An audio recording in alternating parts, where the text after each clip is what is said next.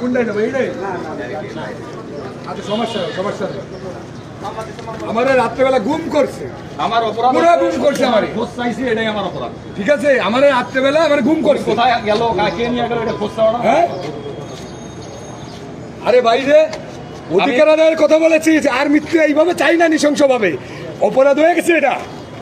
হ্যাঁ বাংলাদেশ পুলিশ বাহিনী এটা অপরাধ হয়ে গেছে। আমারে বলে যে আইজি স্যার কথা বলবে, তুমি আসো।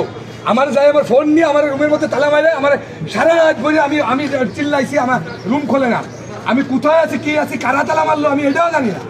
কি রে ভাই, পুলিশের চাকরি করে তুই পুলিশটাই গুম করে দিচ্ছিস। আজকে পুলিশের অধিকার নিয়ে কথা বলতে আজকে এটার জন্য তো আমরা লড়াই করতেছি। সেই যদি আমাদের এরকম অবস্থায় ফেলায় তাহলে কেমনে হবে? কি আমার এখানে এসে বলে নাকি আমাকে কিনা ইন্ধন দিচ্ছে? খানকির কোন খানকির ছেলে ইন্ধন দেবে?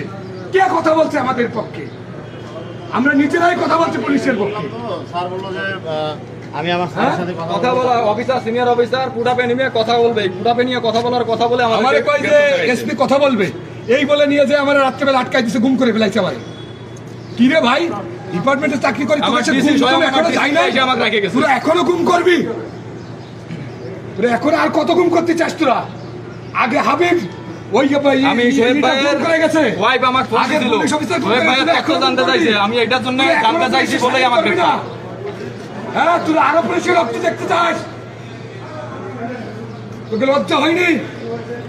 হ্যাঁ এত এত রক্ত রাস্তায় দিল নৃশংস ভাবে নিরপরাধ পুলিশ, তোরা আরো চাস? তোরা র্যাঙ্ক নিয়ে খবরে যাবি,